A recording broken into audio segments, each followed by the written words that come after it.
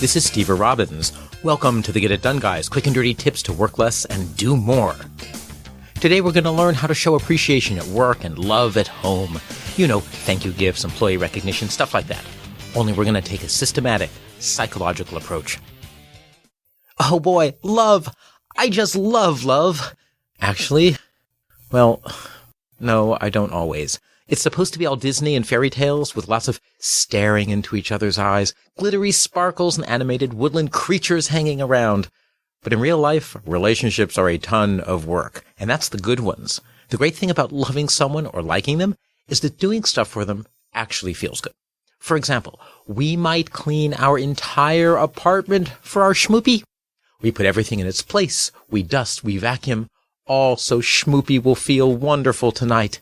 Then Schmoopy comes home, takes one look at the fantastically clean apartment, and rewards all our hard work. How? Well, not by changing out of work clothes into saran wrap. No, Schmoopy plops down in a chair and says, "What a day. Will you make dinner tonight? I'm pooped." This is where the ton of work part begins. We have to remind ourselves that we love Schmoopy. Even if Schmoopy is an oblivious clod who wouldn't notice how much we do for them in a million years, we love Schmoopy anyway.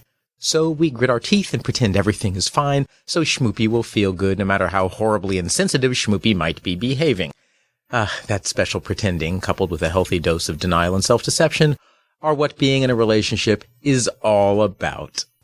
Actually, what's happening isn't deep relationship drama, no matter how much it seems that way. It's simply that Schmoopy and you have different love languages. In the book, The 5 Love Languages, relationship counselor Gary Chapman relates a surprising discovery. After seeing gazillions of couples who had fallen out of love, he noticed the problem usually seemed to be that the different members of the couple expressed and recognized love in different ways. These are love languages. When someone expressed love using the wrong language, their Schmoopy didn't get the message. Schmoopy felt ignored, not loved. By the way, if you're starting to think this is just about romantic relationships, think again. Everything in this episode applies at work in the form of employee recognition or just making nice with your colleagues. Words of affirmation. Words of affirmation is a love language that involves saying supportive things without being asked, acknowledging and praising someone's efforts, complimenting their strengths, and beginning to be verbally supportive are all words of affirmation. When you speak negatively to someone whose love language is words of affirmation, it's especially hurtful. People who need words of affirmation thrive on compassion, encouragement, and positivity.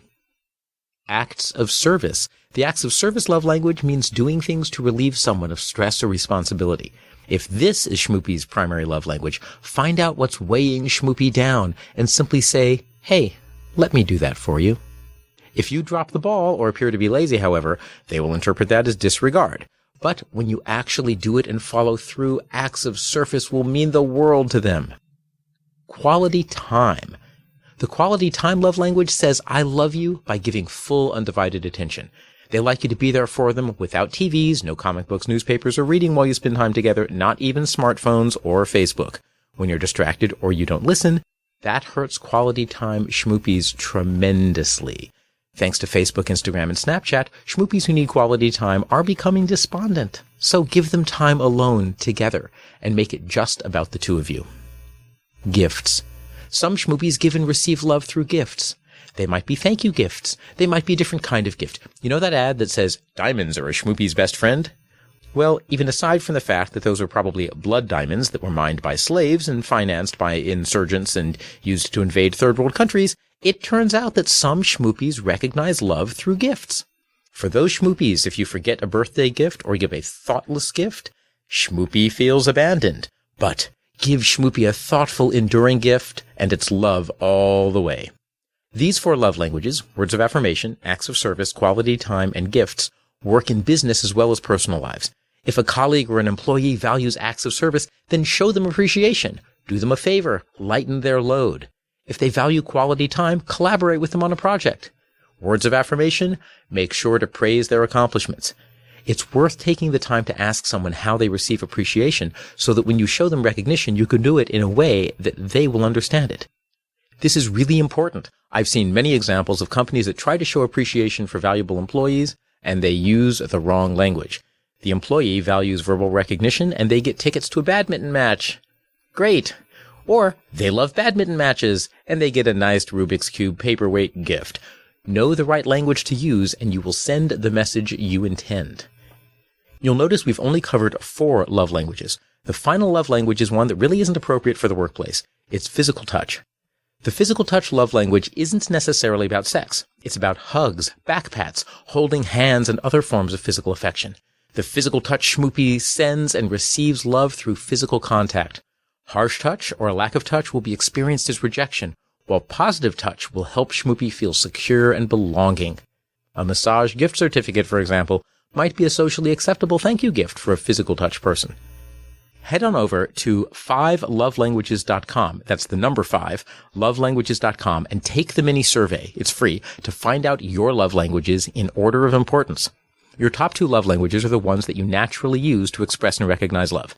Find out schmoopy's love languages. Find out your co-workers' love languages. Find out everyone's love languages, and then when you want to make them feel bad, send them love in the wrong language. Send an active service person a gift, one that requires a lot of maintenance, like a plant. They'll love that. But when you want them to feel good, use their love language. They'll love you for it, and hopefully they'll even express their love in a way that you understand. For love is a many-splendored thing, and saying I love you or I appreciate you at work has many splendored ways of expression. This is Steve Robbins. Follow Get It Done Guy on Twitter and Facebook. I help high achievers live extraordinary lives in business, entrepreneurship, or the social arena. If you want to know more, visit steverrobbins.com. That's SteverRobbins.com. Work less, do more, and have a great life.